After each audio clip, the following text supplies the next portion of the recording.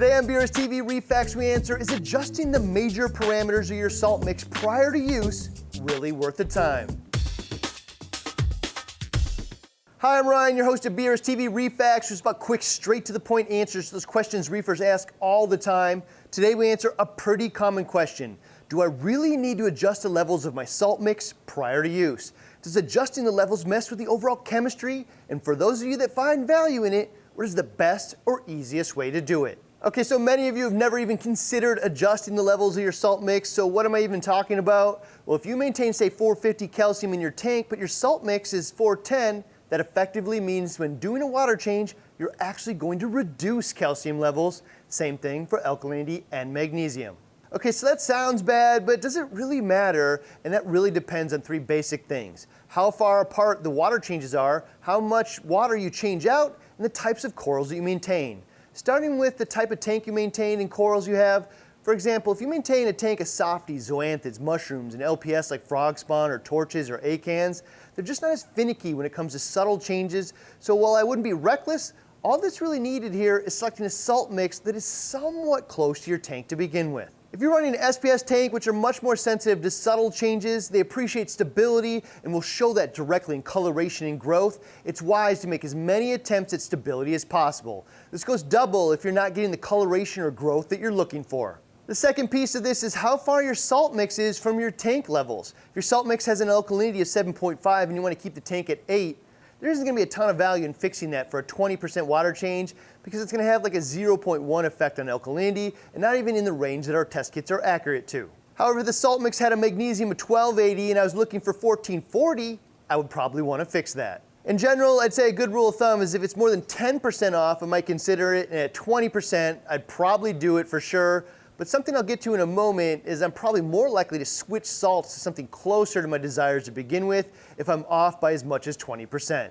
10 and 20% might not sound like much, but to give you a reference point, based off the WWC levels of 8.6, calcium of 480, and magnesium of 1440, 10% of that would be 7.7 DKH, 432, and 1296. All safe numbers for any salt mix, but significantly different than their goal for the tank. However, at 20% off, those numbers would be 6.88, 384, and 1152 respectively, and in that case, should absolutely be fixed prior to using it for a water change. Okay, so the second part of this is how often do you do a water change and how big are they?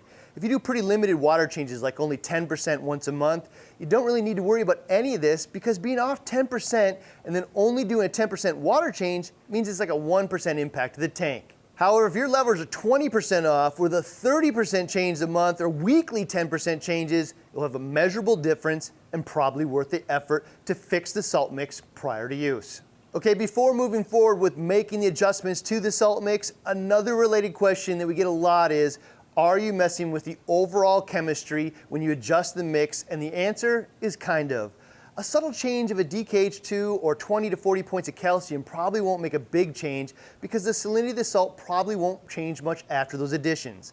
But if you make a 200-point change in magnesium, it's going to be a lot of magnesium salts added to the tank and may change the overall salinity. Once you dilute it back down to 35 parts per thousand with fresh water, the chemistry of the entire mix is going to change. So with best practices in mind, I would not make any changes to the salt mix that actually result in a change to overall salinity. This is most likely to happen with low magnesium. If you need to adjust it so much that it affects the salinity and overall chemistry, I would just select a salt which has levels closer to your goal levels.